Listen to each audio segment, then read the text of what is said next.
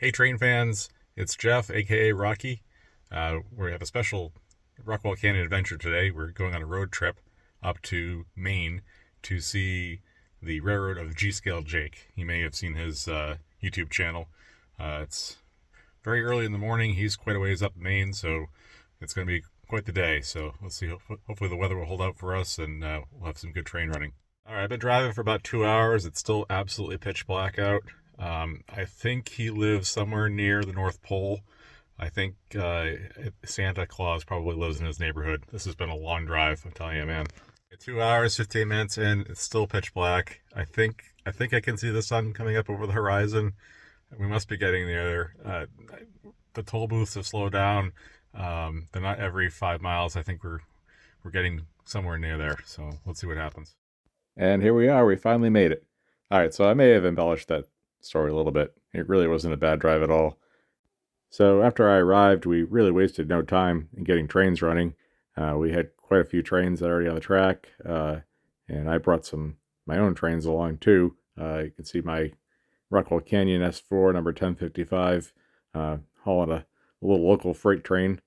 And you can see we have a few excursion trains out in the line. The Conway Scenic Railroad Valley train is making its way across the long trestle here. And, it was just really a whole lot of fun to bring my trains out to a different layout, to be able to see them in a different setting and to be able to take different video angles and to kind of get a different appreciation for someone else's view of garden railroading, and to be able to see, my own trains in that world of theirs.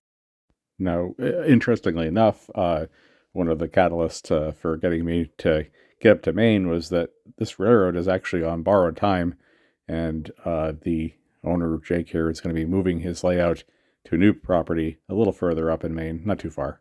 And so I wanted the chance to get up there and to be able to see this layout before it's dismantled and start over again. So I think, obviously the next layout's going to be even more spectacular, and he's learned a lot with this layout, and we're all really excited to see what's going to happen in the future. And so, as you may have noticed, Jake is quite the enthusiast for New England railroad names.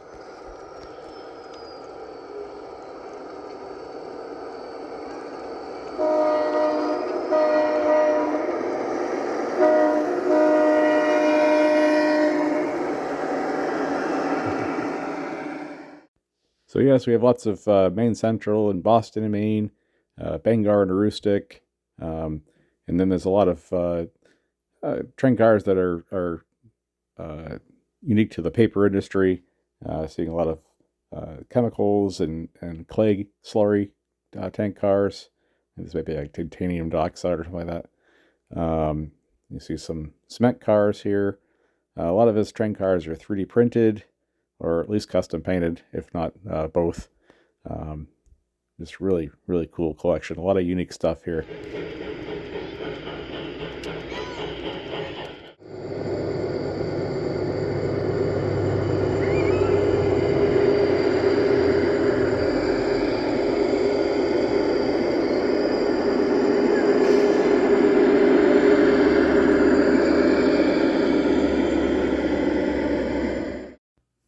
So I noticed a great technique that Jake used here was the addition of some elevation in the middle here.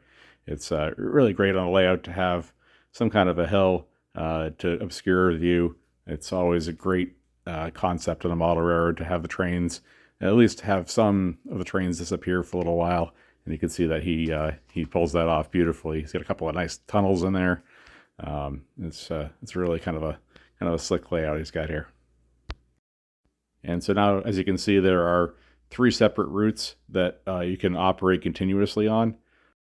I've got nothing against having operation sessions and layouts that are point to point, but there's something nice about having the layout that you can just be operating in the background. You can be chatting with your friends and you don't have to worry about anything crashing. If you have, one train on each track, they'll never collide ever. So,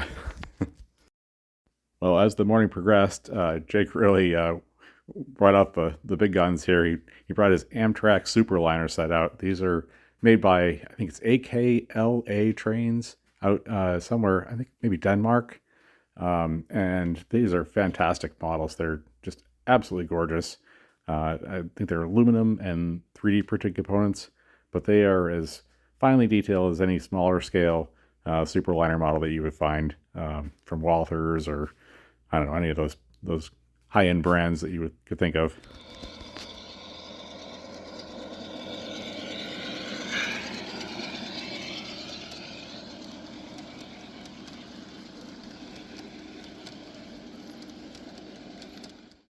So having accomplished that, we continue to run trains, and you could see that they're starting to get a little darker out.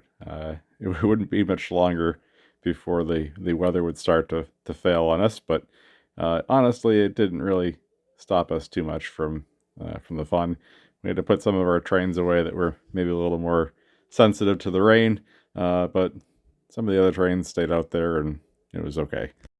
So as usual, we started putting some of the trains back in the house, and then by the time we got all of that done, the rain had completely stopped, and we were able to start running some trains again. So thankfully we didn't put it all away, and we were able to get, here's the Mountaineer making its run around. You can see just how much it rained in that short amount of time. So again, it was great to experience a different railroad and to be able to set my trains up on a different scene.